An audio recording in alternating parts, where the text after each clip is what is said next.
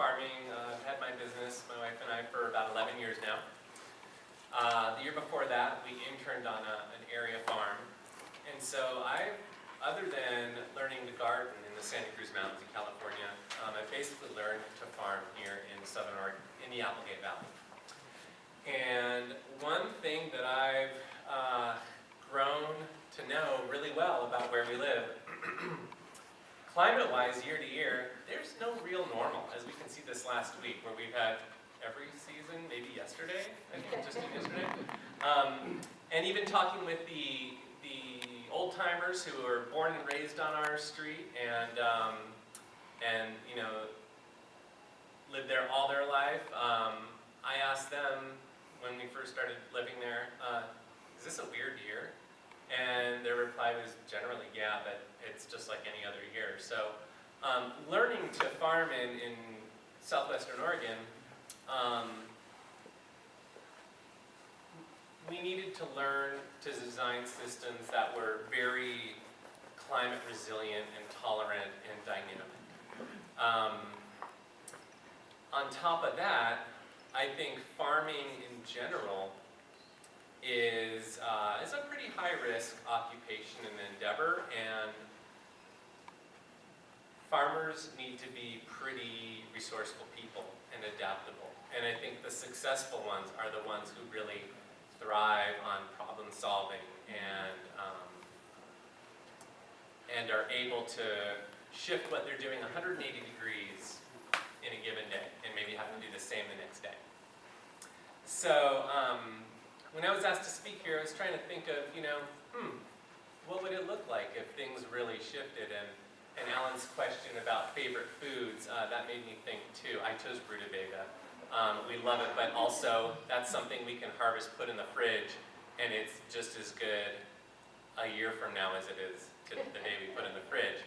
But it made me think, like, could I grow that if it was 50 degrees hotter here? And the answer is probably yes, but it wouldn't be as delicious. Because one thing about our region here that is so amazing, it's not necessarily the easiest, most forgiving region to grow in, or climate to grow in, but it allows us to do things you can't do anything else in the world. It gets just cold enough to make things taste wonderful, convert lots of starches into sugars. We also get these pretty warm summers, so we can ripen things up really well, and dry, so it's becoming, you know, it has become a seed production mecca. It's quickly becoming a cannabis production mecca, and it's always been a food production mecca in my mind. So I was feeling a little bit off today, and I don't normally write notes, but I thought I'd just jot down a couple things and cover all my bases here.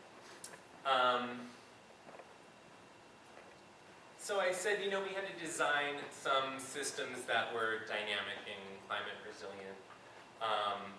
Basically managing risk. That's what it comes down to, I think in life, but in farming specifically. And so what are those risk management strategies, especially as they pertain to climate change? Well, one that always comes to mind, and I just feel really blessed being in the Applegate, is water. So the hotter it gets, the shorter amount of irrigation we're going to be dealing with. So in the meantime, we've already been feeling that the last few years. We had some droughts, and we were sort of preemptive in experimenting with more water-wise irrigation systems. We pump out of groundwater right on Thompson Creek at our place, and then we lease a number of fields along the Applegate River, where I feel like the water is infinite. And maybe that's naive, but it really feels like it. A lot of water over there.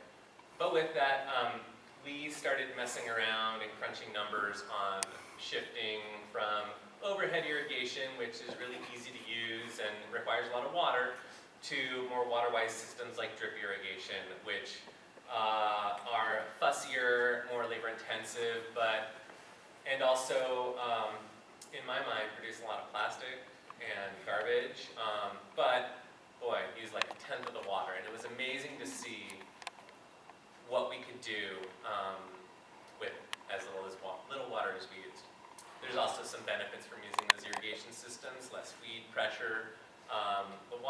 goes right where the plant wants it to go, which is pretty neat. In my mind, I don't know if it's true, but I feel like some of like the leafy greens really like the overhead, all the mist and getting their leaves washed off and bathed, but they seem to grow just as well with drip irrigation. Basically the word for the day is diversity. And we apply that in our business all over the board, from our land base to our employee base to our market base to our crop base to everything you could possibly imagine. We don't do one thing one particular way, and we're able to manage lots of risk that way. So beyond just the water delivery systems, diversifying that, also diversifying maybe our land base that could help with having diversified water sources and points of diversion. So maybe if one is suffering, we can take advantage of another one, or maybe just bail out on one because things have changed in an irreversible direction. The other thing is,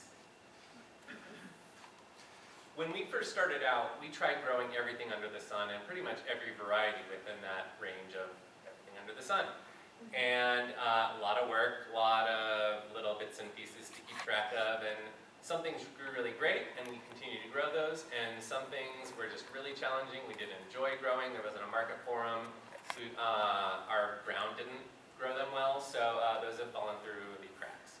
And each year we continue to trial new species or new varieties of crops, and so I think one of the tactics as we move forward into a changing climate is crop selection. And right now, our kiddos love avocados and mandarins, but they don't grow so well here, so we don't grow those. There's certain things that we can grow that we don't do such a great job of. And so I could see as things change, maybe some crops fall through the cracks. Maybe we pick up some new ones. Maybe we start growing those avocados and mandarins, 50 years from now.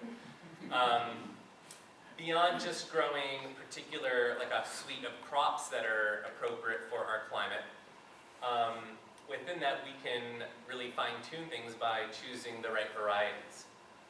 We can even be producing and selecting for genetics on farm, our particular farm, to really hone in on those individuals and the traits they possess, to continue those. So selecting for the best genetics, not only for a changing climate, but for our specific soil type, our microclimates, everything like that. It's a lot of work, but it may come down to that. Diversifying our markets. So with shifting climate and shifting temperature swings, some crops may be really enticing to grow because they may become more difficult to grow, but they may be more profitable because they are harder to produce, either in this region or on the whole West Coast, or maybe our country or the world. And so we may be teased to produce them.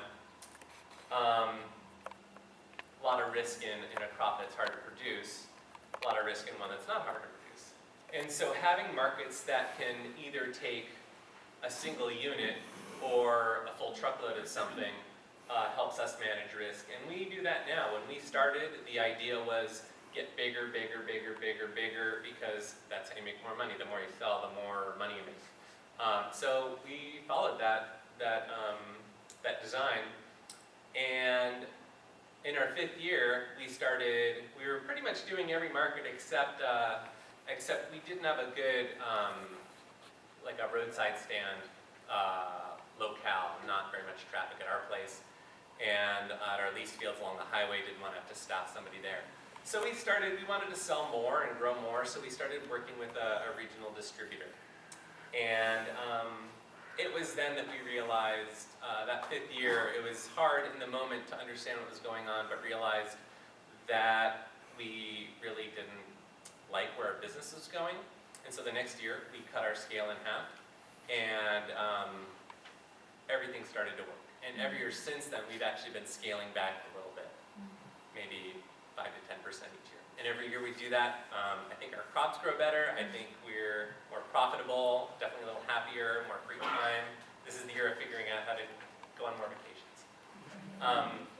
But having all those markets is really important. While we may just want to focus on selling direct to the consumer through farmers markets or CSA, we have a lot of control over those.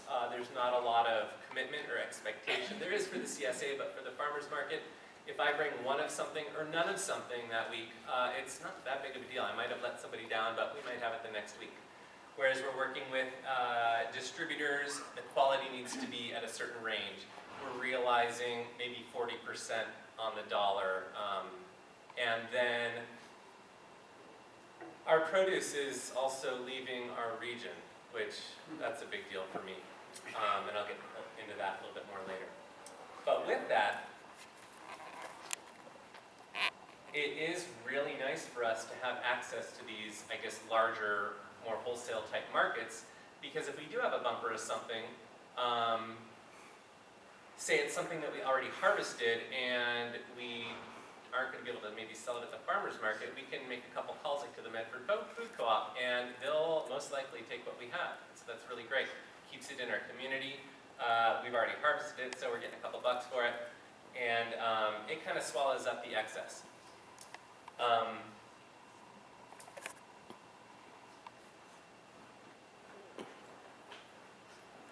So another thing that is a huge tool that we're already using, but kind of in the other direction, is season extension. And we're trying to create a warmer environment for our plants, not a cooler one.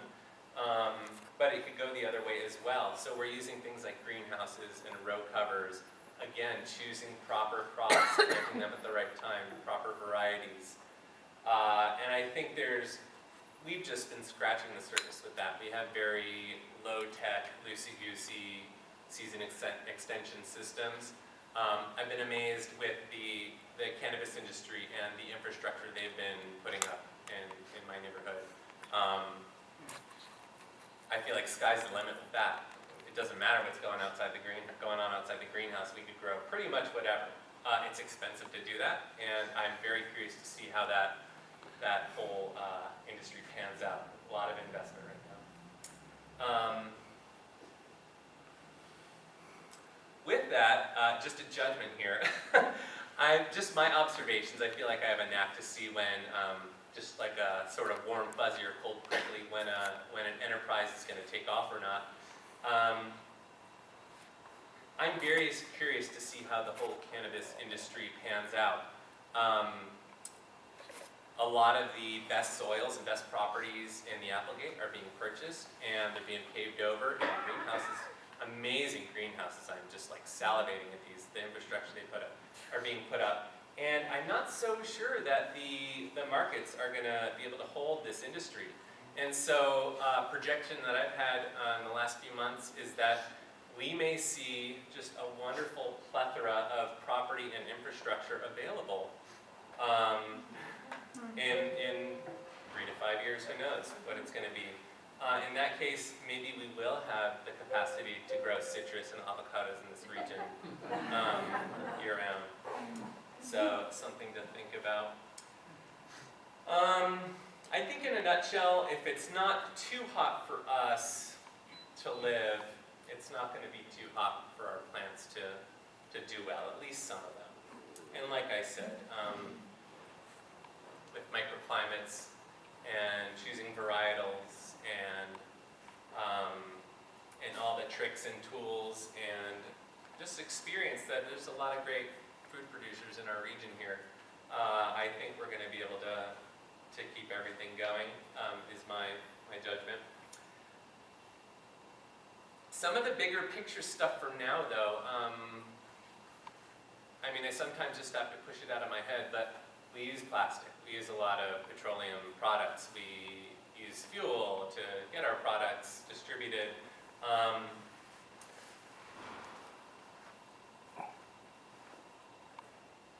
It would be really interesting to do a study. One thing I sort of mentioned about working with the distributor is that even a regional distributor will bring our produce up to Portland, and then it might get sold back down to Ashland or Medford. It's kind of interesting. So it's why I really do like working direct with our retailers or with more so our consumers. Our produce doesn't leave a radius of 38 miles of our farm, and so I wonder, yeah, we are using a lot of plastics in the form of greenhouse plastic and plastic plug trays and the drip tape that we use for irrigation, and we occasionally use black plastic mulch. So there's plastic products. We use fuel, although we did The library will close in 25 minutes. If you need to apply for a library card, please go to the circulation desk on the first floor now. We did purchase a new delivery truck this year that has, oddly enough, a bigger engine that's very efficient, and I'm using half the gas that I was on our last truck. On really great years, we've had employees that were all lived within about a half mile of our farm, and that just made me feel so happy about our carbon footprint, just trying to look at the bigger picture of everything. So I'd love to just be able to really take a hard look, not my warm, fuzzy, cold, prickly, but look at some hard analysis of, big ag coming in and buying their food here versus us running back and forth into town each week with what we're doing and how much we're contributing to climate change.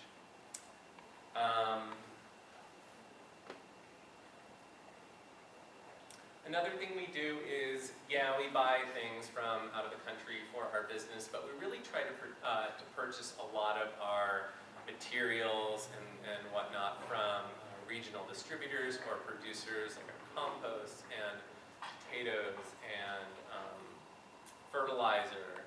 A lot of it, and even our greenhouses are produced up in Canby, which is pretty cool. And there's a lot to think about.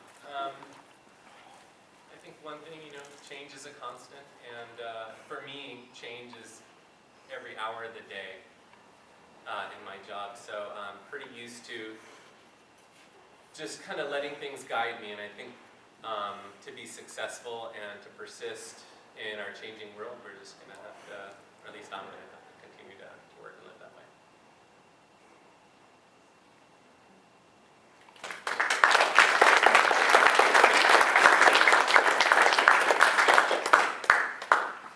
Thanks so much, Josh.